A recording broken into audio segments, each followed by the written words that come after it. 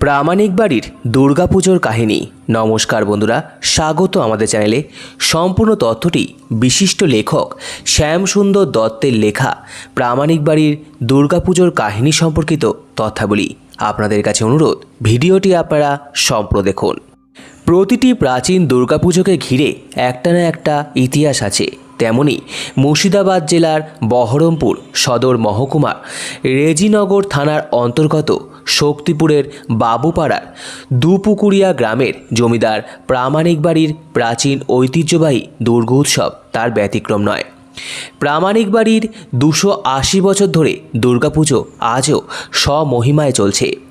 বর্গী হাঙ্গামার ভয়ে নিজের ভিটেমাটি ছেড়ে 1745 সালে মুর্শিদাবাদের এই দুপুকুরিয়া গ্রামের বটতলায় আশ্রয় নিয়েছিলেন শম্ভুনাথ হালদার। তখন থেকেই তিনি শক্তিপুরের দুপুকুরিয়া গ্রামে বসবাস শুরু করেন। বর্গী হাঙ্গামা থেকে রক্ষা পেতে 1757 সাল থেকে তিনি শুরু করেন মা দুর্গার আরাধনা। বংশ পরম্পরায় সেই পুজো আজও হয়ে আসছে। বর্তমান বংশধরেরা দেশ বিদেশে থাকলেও দুর্গাপুজোর 4 দিন মাটির টানে ছুটে আসেন পরিবারের সবাই মিলিত হয়ে আনন্দ উৎসবে মেতে ওঠেন। এই প্রাচীন ঐতিহ্যবাহী পুজো প্রতি বছর নিয়ম নিষ্ঠা মেনে আজও হয়ে চলেছে। নদিয়া জেলার কুলুবেড়িয়া গ্রামে থাকতেন জমিদার শম্ভুনাথ হালদার। সেই সময় বর্গীদের অত্যাচার ছিল সীমাহীন। বর্গীদের অত্যাচারের ভয়ে নিজের জমিদারি ছেড়ে সপরিবারে তিনি মুর্শিদাবাদে চলে আসেন।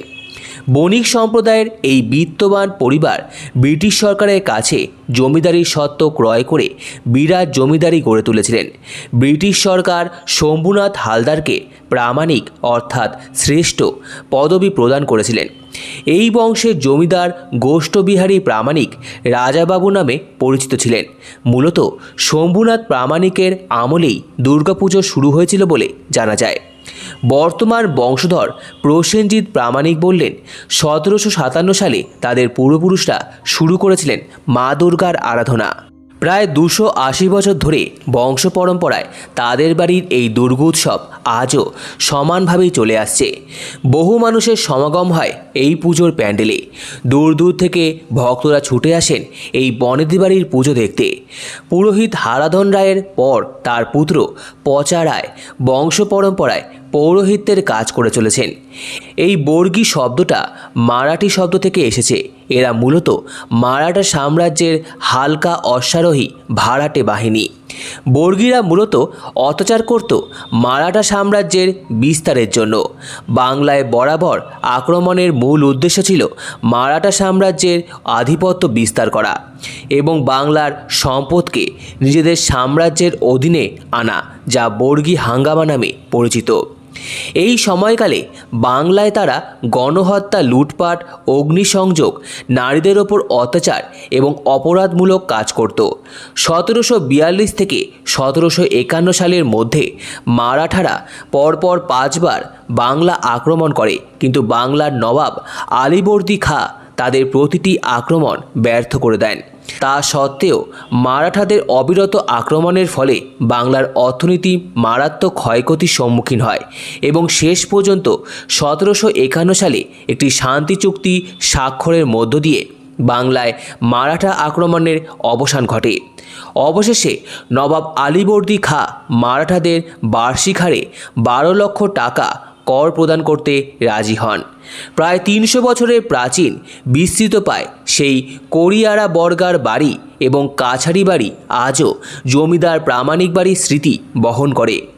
এই দুর্গোৎসবের জন্য পুরোহিত, নাপিত ও ঢাকিদেরকেও জমি দেওয়া হয়েছিল।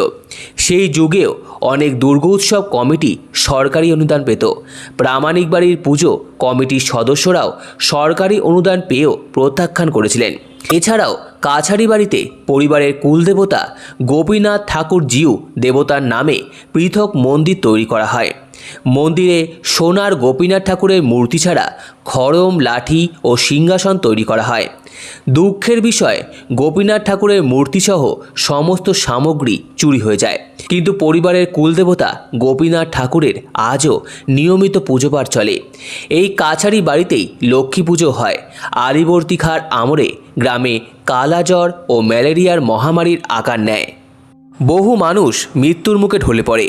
এই বিপদ থেকে রক্ষা পেতে প্রামাণিক পরিবারের সদস্যরা এই কাছারি বাড়িতে দুর্গা মণ্ডপের পাশাপাশি রক্ষাকালীর মন্দির প্রতিষ্ঠা করেছিলেন। মা কালীর আশীর্বাদে সেই সময় গ্রামের বহু মানুষ সুস্থ হয়ে ওঠেন। ভাগীরথীর তীরে গঙ্গা পুজোরও আয়োজন করেছিলেন এই প্রামাণিক পরিবারের সদস্যরা। কিন্তু দুঃখের বিষয়, বর্তমানে রক্ষাকালী পুজো ও গঙ্গা পুজো আর হয় না। কাছারি বাড়ির আশেপাশে অনেকগুলো দিঘি ও পুকুর ছিল, বর্তমানে সেইগুলো কালের গহ্বরে হারিয়ে গিয়েছে। কিন্তু কাছারি বাড়ির মন্দিরে আলীবর্দী খাঁর যুগ থেকে আজও প্রামাণিক পরিবারে দুর্গোৎসব ও লক্ষ্মী পুজো স্বমহিমায় চলে আসছে। প্রামাণিক বাড়ির দুর্গাপুজোর কাহিনী শুনতে ভালো লাগলে চ্যানেলটিকে অবশ্যই সাবস্ক্রাইব করার জন্য অনুরোধ রইল। সম্পূর্ণ ভিডিওটি দেখার জন্য আপনাদের সকলকে অসংখ্য ধন্যবাদ। ভিডিওটি ভালো লেগে থাকলে লাইক, কমেন্ট, শেয়ার এবং চ্যানেলটিকে অবশ্যই সাবস্ক্রাইব করুন। ধন্যবাদ।